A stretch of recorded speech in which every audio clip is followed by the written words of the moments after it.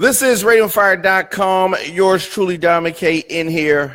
Before we get started, today's broadcast brought to you in part by the sold-out Baltimore Music Awards. Let your voice be heard at the 2017 Baltimore Music Awards. Polls are now open for this 7th annual red carpet event honoring Baltimore. Log on to BaltimoreMusicAwards.com before December 3rd to cast your votes in all categories. Now, that is for the voting. The actual ceremony takes place December the 5th. As I said, BaltimoreMusicAwards.com for that information. So, I have on the line one of my best friends in the entire world, Jay Jackson, live in Atlanta. How's it going, brother? What's going on, family? What is going on? Long overdue. I know. We probably could do this every week. There's a lot going on in the world. And all the things going on in the world. I really want to talk about Meek Mill, Colin Kaepernick. You start whichever one of them you want to. I say these guys are both heroes in their own right. Now, Meek Mill can become a hero depending on how he moves from here forward. But let's talk about Meek Mill. Do you like his music? Oh, I'm gonna say this. Yeah, absolutely. Not only I like his music, I like his. To me, I like not only a person's music these days, but I like the way they move business wise and do certain things. So I can say I am a fan and a supporter of his music, and certain ways that he moves. So I can say that. Okay. Me too. I mean, I think that of course he got songs that you play in the club, and it's going to really bring the party to another level. So he does a lot of drug talk. He does some gun talk. But I think that is all good stuff in the long run because he has the ear of the people that need to hear a positive message. And this entanglement with the law could put him on the path to turn his life around and start saying some really needed things to the youth. That could be the result of this. No, I can agree on that. I can agree on that. That can take him on the path.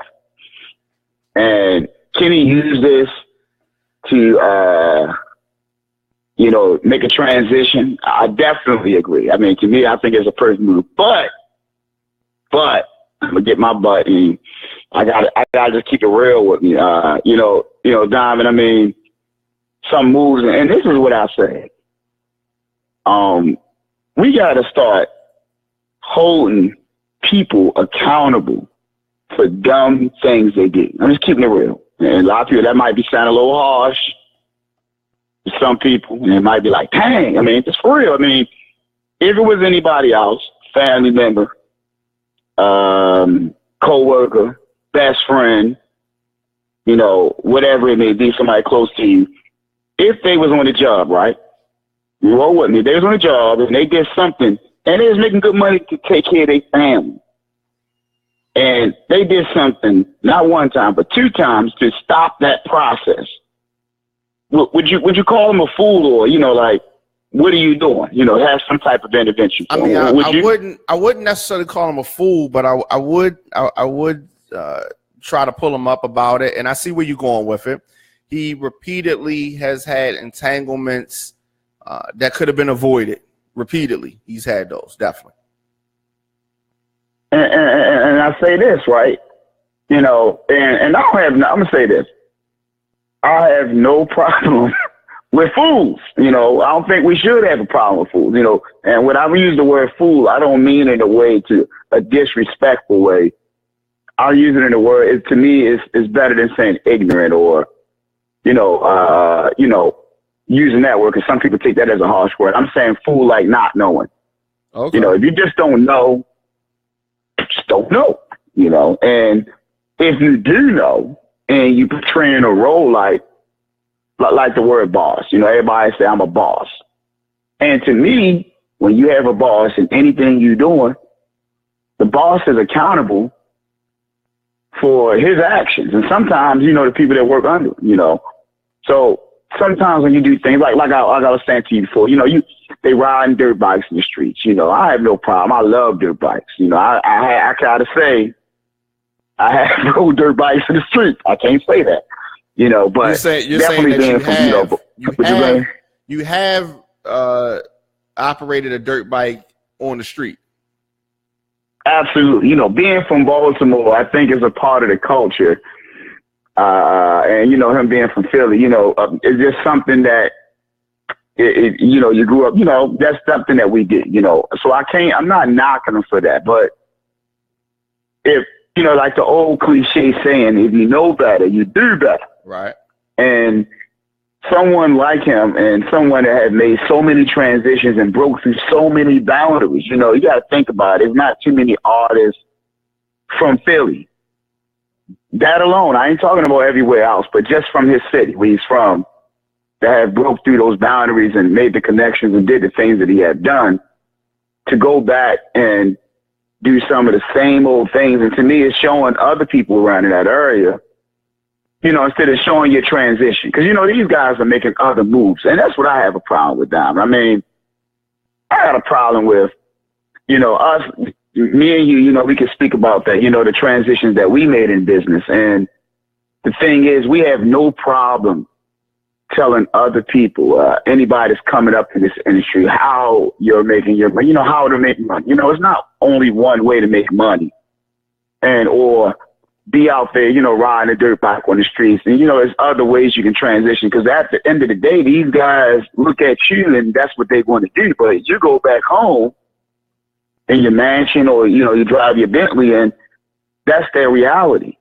And, and to me, I think that some of these guys considering themselves, saying that they're bosses, versus I don't know, they're really messing with people's head. I call them myself, I call it false prophets.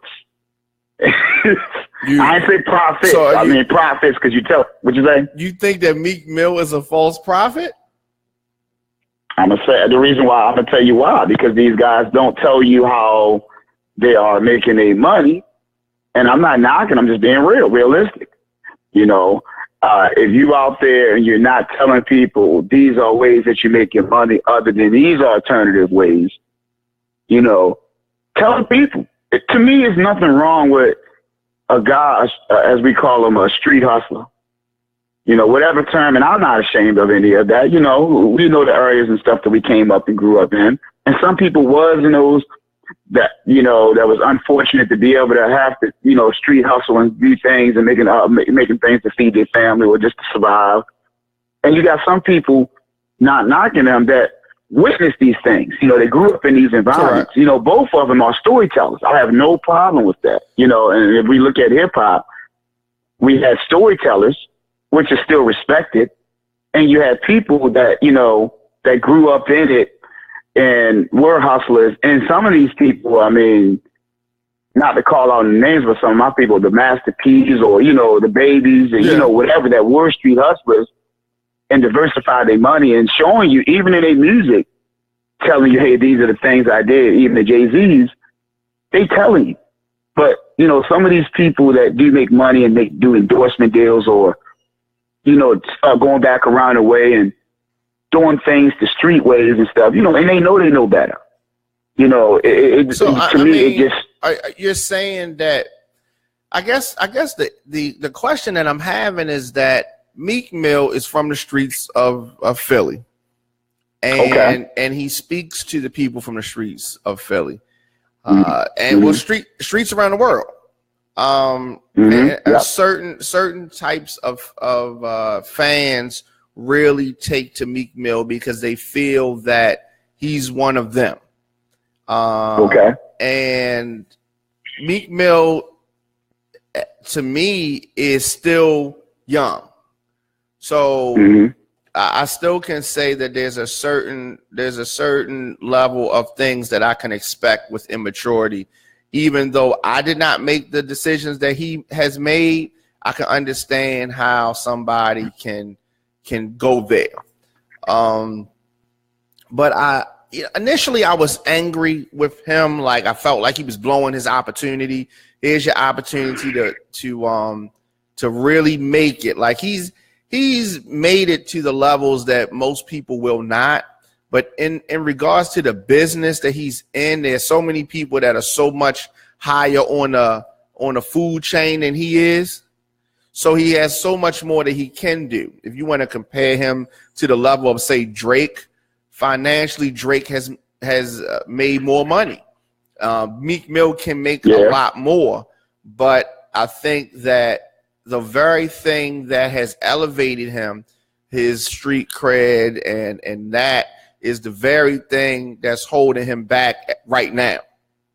It's the same thing. Now, I'm gonna say this. I think you're on to something, and you said something earlier today, Diamond.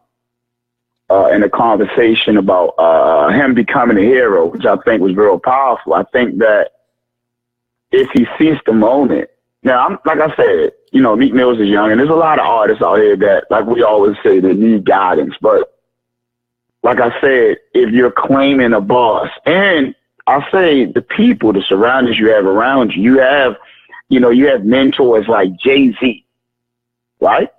Mentors.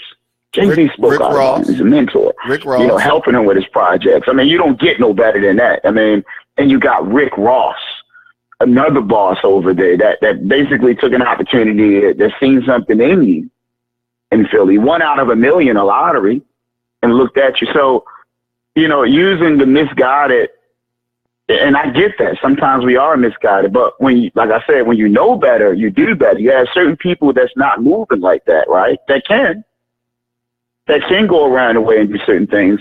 You got to take, and like I said, me and yourself, we looked at other people and how they did certain things, and we all have certain crossroads we can take.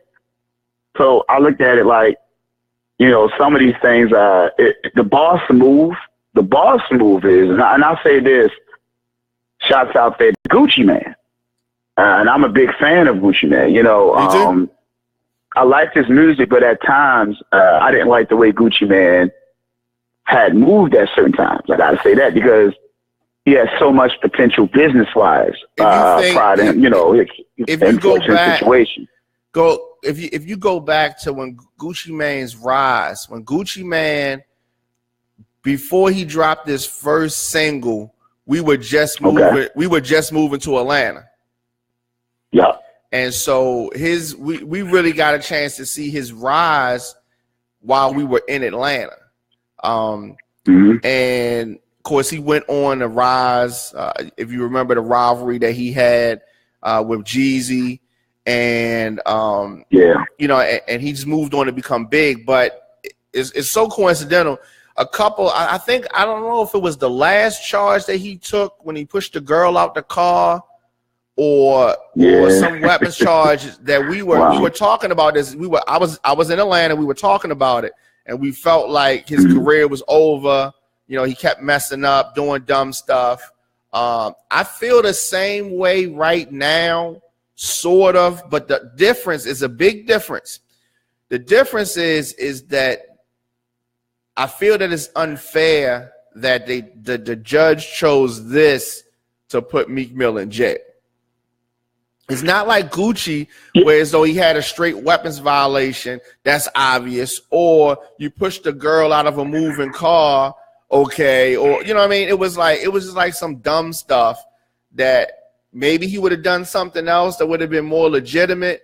But now you have the FBI investigating the conditions that that the judge who sent him back to prison. Like the FBI has launched a probe into the judge. I mean, it's funny because some people might say it's no relevance, but I think that the two cases, the two artists, Meek Mills versus Gucci Mane, is real similar. Sometimes people is crying out and reaching a breaking point, and you don't even know that. You're seeing the glitz, the glamour. Meek had a lot of things happen and went through a lot of things, and sometimes we got to go back around the way. Man, this, being in the industry and dealing with, the people we deal with, we need that grounded. you know, and sometimes you need that solidification. And he did have some tough times, you know, that was, you know, as far as his relationship situations, as far as his music, you know, the situation with Drake and then other artists and other people coming up and, you know, bodyguard situation. He just stand in the tabloid, you know, as some people say, all press is good press. You know, you can beg the differ these days, you know. That's true. I agree with that. You know, PR is very, and a lot of people out there in the industry, and I say that public relations, learning the business, knowing that your next move is real important. You know, even if you're making money, you know, you got to invest in that and being able to make, like you said, can he become the hero? That's going to be up to him and his team and the people he surrounds himself. I can say Gucci Man, when he went to, had his unfortunate situation, he wound up surrounding himself around, you know, he was forced to have to surround himself around people because everybody else that he thought was there for him, right? And that's what I said, the white people, who didn't tell Meek Mills that, man, don't be riding with Dirtbag around. Them guys don't really care about you. Somebody could have said that. Somebody could have said that. We don't know. Maybe he didn't listen. Yeah, man. Yeah, but then at the same time, then you got to hold a person accountable for them not listening. And you know, and like we talked about earlier, you know, why couldn't the Meek Mills, and I'll say this could have been great for the career, and it goes back to the PR. That's real important. Why not throw something in the arena where you throw a concert and you have artists there and you have all those guys that roll bikes in there. He has done that. Meek Mill has done that. He's done things. He's done things for Philly. If he hasn't done things for Philly, I mean he's done that. You can see the outrage that has mounted over his imprisonment. I mean, they had a big rally in Philly yesterday, and from what I'm seeing and from what I'm hearing from my people in Philly, this is just the beginning. They're going to continue to do things because this is not like somebody just went out and just did something. These are petty things that were dismissed, and I understand. I don't know the full terms of a parole, but it seems to me that if, you know, you say the parole violation is if you have any contact with the law, right? Okay, fine. If you have contact with the law and it turns out that the law, like, all right, this ain't nothing, or we can't convict you on this, it seems to me like, okay, you should be released. Like, that shouldn't be, like, if it's stuck, then that'd be something different. But there was some type of an altercation in an airport, and he was mixed up in that. He said he was trying to break it up. I don't know what up. Wow. But it was thrown out. You had the dirt bike. Well, why are you breaking up a fight? You got, you know, paid bodyguards. Why are you doing that? Yeah. I mean, that's yeah. And then, but to me, that's kind of petty. He's been clean since January. He's had some substance issues. He has been clean since January. So he's trying. And I initially was harder on him, but as I looked at his case more, I have more empathy for him because of the stuff is just petty. Like, it's not that serious. So it's just, I think that the judge could have used some more discretion, maybe a fine, maybe something. You're going to put him in jail. You're going to violate him for 2 to 4 years. It got to at least be something. Like, otherwise it's going to look crazy. It's not like Meek Mill is just, just like some regular everyday Mo. Like, his name is Robert Williams, right? It's not like he's just regular old Robert Williams and she can just do anything and nobody going to say nothing. You got backlash that's coming. But at the end of the day, if Meek Mill goes away 4 years, let's say he gets the maximum, he goes away 4 years, is his music career over? Is his music career over? Well, I guess that depends on Meek Mills.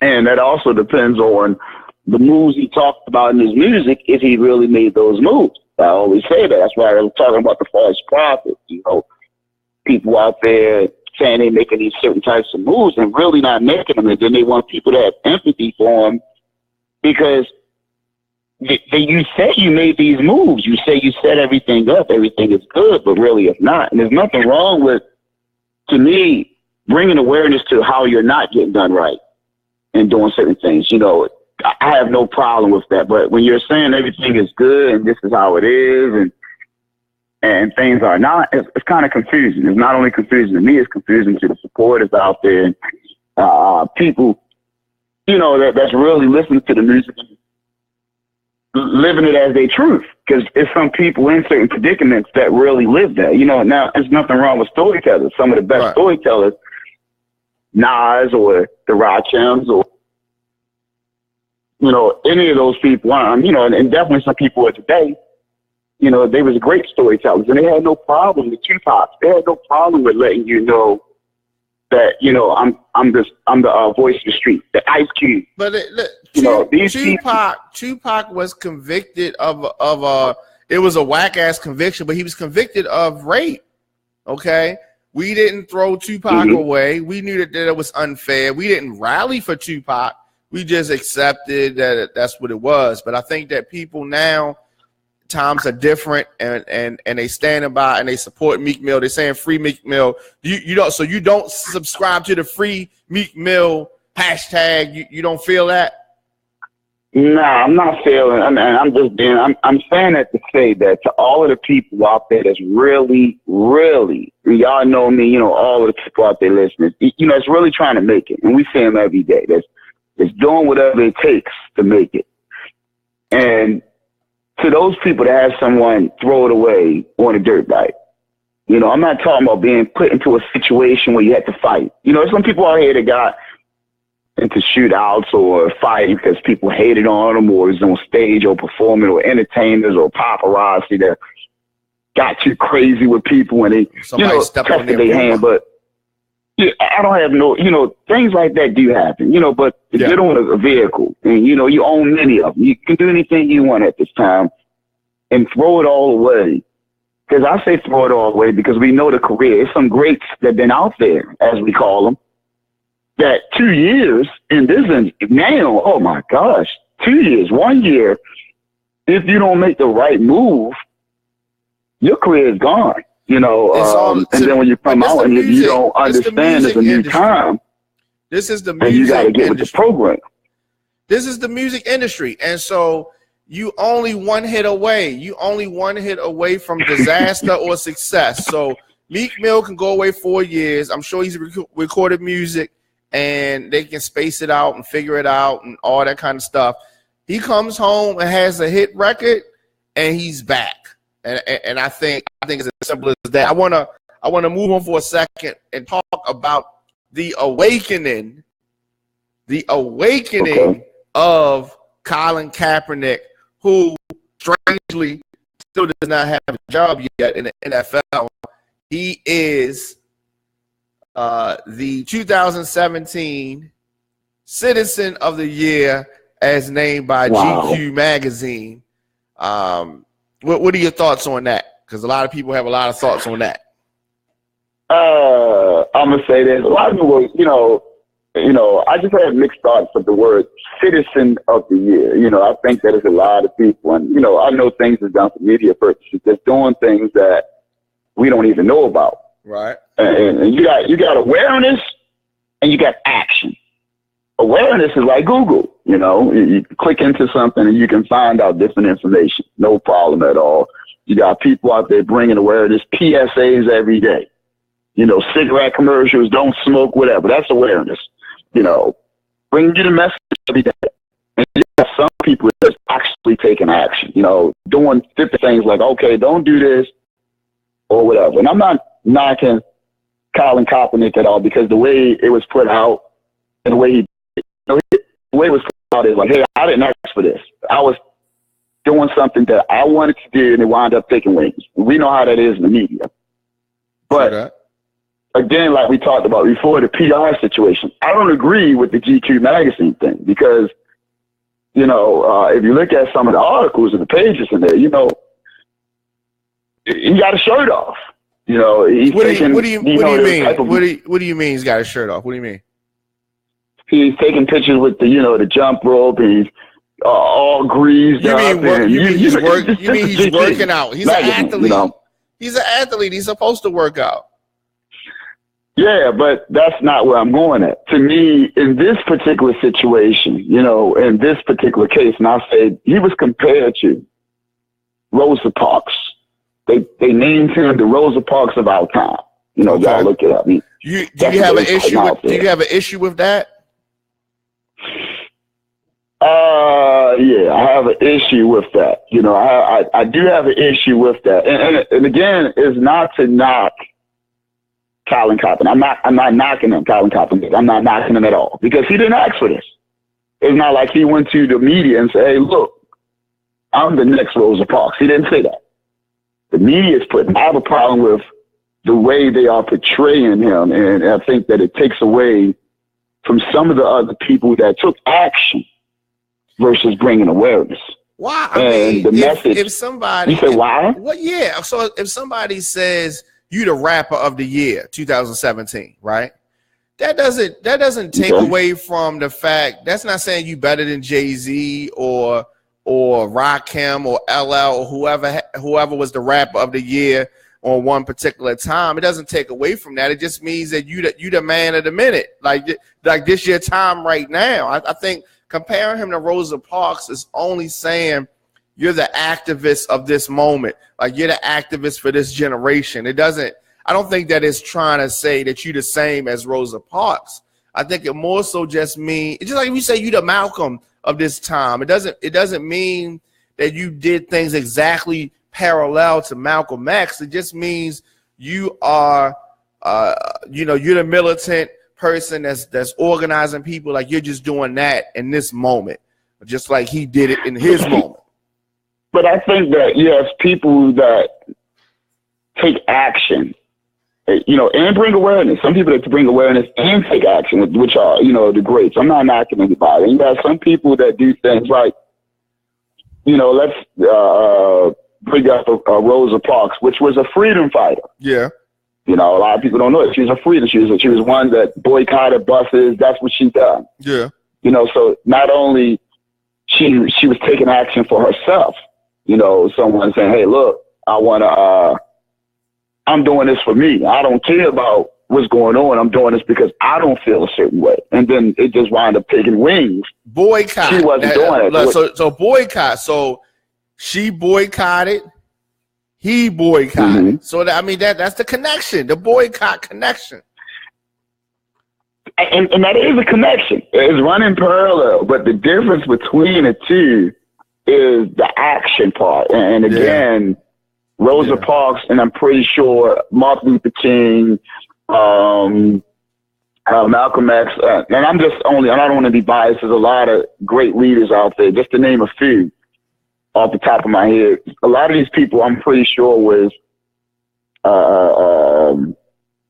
presented from media companies when they were making these moves and, you know, being able to give their awareness of different magazine companies and different people. And I'm not knocking GQ magazine, but I think that particular platform, knowing it's kind of, and I'm not going to run in parallel to that. I don't even use that term. I was going to say Playboy magazine. I'm just using it for a lack of a better thing. Playboy magazine wanted to write an article about you.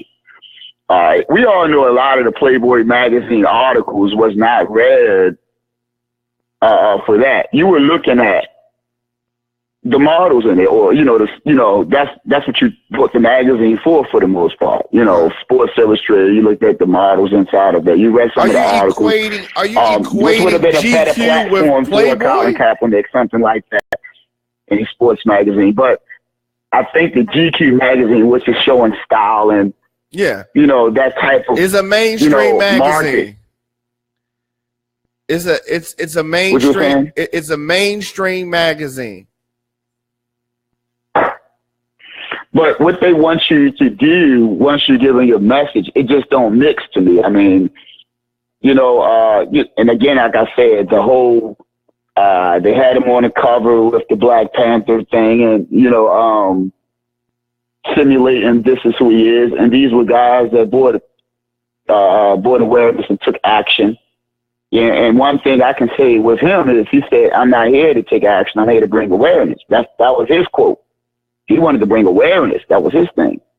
So, and his whole thing was this took wheels from me kneeling, and then everybody else started kneeling. So this wasn't something that he came out and said, "Hey, look, I want everybody to do this." I don't know. Was that ever said? Did he ever say, "Hey, I want everybody to do this"? Or no, I don't think he has to do that. I think that his actions are definitely speaking very loud. And another thing that I think that if you look at the NFL, what the NFL is going through right now, I think that the way the NFL is treating Colin Kaepernick is really what's driving fans away from watching the NFL, because it's clear and obvious how he's being treated. He's being mistreated, and people don't like to see that. It's just, you know what I mean? It's just like you see something, you know that it's completely wrong, and it's just like, man, this is just ridiculous. It's just like I don't even want to focus on nothing that they really doing because of the treatment, and I think that that's a big part of it. This is not the first time that Kaepernick has been on the cover of GQ magazine. He was on the cover 4 years ago. So I don't see what the big deal is. He was on the cover. The difference is I think this is like a high honor. And so he's a citizen of the year, and I think that that's cool. But it's a lot of conservative haters. I think that about this. I didn't think you was one of them. I just want to make sure I brought this point to why you was in it. I don't have no problem with the GQ magazine cover. I think it was very powerful. Let me say that. Yeah. And I think that the cover really made a mark, and it do go to a diverse, eclectic type of market, which I think is a great thing. But definitely, I think that you don't stop there when it comes to taking a stance. When they say, "Hey, look, when we're doing these pictures," and if you look at, and like I said, don't take my opinion. Please click on it, y'all. I'm pretty sure Diamond gonna have it up. Yeah. Look at some of these pictures on his social media. You know, look at some of the, and I like the other pictures, but the pictures to me, the sensual look, and I think it was not the right time. Well, I mean, that's just what they're going to do. Be able to take those pictures. That's what they're going to do. No, look, I'm not here for that. You know, to me, if you coming in and you calling shots, yeah, and you say, "Hey, if you want me to be on your magazine," because right now, like you said, I'm the citizen of the year. There's certain things right now that I'm not going to do, and there's a lot of people, like I was saying about the Rosa Parks and other people, and I'm pretty sure they was presented at times when they said, "No, maybe I'm not doing that." So you saying he prostituted himself? Huh? You saying that he prostituted himself for GQ magazine? You are crazy. Hey, look, I'm a fan. Hey, look, I'm a fan of him. I want to make sure. Yeah. I'm not only a fan of him playing the sport. I'm a fan of him. Him taking a move like, "Hey, look, I'm gonna do this. I don't care." Showing leadership. Kudos to him. I really appreciate that. Whatever way it went, like when he was sitting in there, to me, I don't really understand that this all took wings. First, he was sitting on the bench when he was doing it. Nobody said anything. Yeah. And now when he took this knee, I mean, to me, that would have been more offensive. Right. To just hit these, "Hey, man, I'm gonna take it. I'm gonna go ahead and sit in here while y'all stand up." Nobody said anything, but by him being on that camera, kneeling, and everybody can see that, that's when it became a problem. It was never a problem about the representation, if you think about that. And that's the power of it, and that's why he's going back soon to play football, I think, soon. And it is more powerful because he's on the screen, on the camera. He's going to find another way to protest and do something. Our back is up against the wall as far as time. We have to do this ASAP. So I'm definitely anxious to see how this thing goes with Colin Kaepernick, with Meek Mill. How can people stay in touch with you and find out more about you and what you have going on in the lovely city of Atlanta? Hey, right now, y'all can check me out. Go to IG, social media, IG, J Jackson Live at Atlanta Show. Facebook, Johnny Jackson. That's my government. I'm not running from nobody. J Jackson Live at AtlantaShow.com. We got a second season of the show coming up. Make sure y'all check it out. It's coming out in December. Got a good Christmas gift. Great lineup with some real exclusive interviews. Make sure y'all check it out. Hey, like I said, I'm gonna come up here, chop it up with my man Diamond. And man, I'm interested in seeing what happened too, Diamond. I'm really interested in that. Absolutely. So let's talk again in a couple of days, and it's gonna be some more things. I'm gonna be really glad we had this conversation when Trump gets out of office, because it's gonna happen. Yeah. That's. Oh, we gotta have that conversation. We gotta definitely have that conversation. Absolutely. I definitely appreciate it. We got Real Spit Radio coming up next, so we're gonna take a quick break and I'll come back after this. Thank you, Jay. No problem at all. All right, family. Y'all keep it locked. But you're on fire.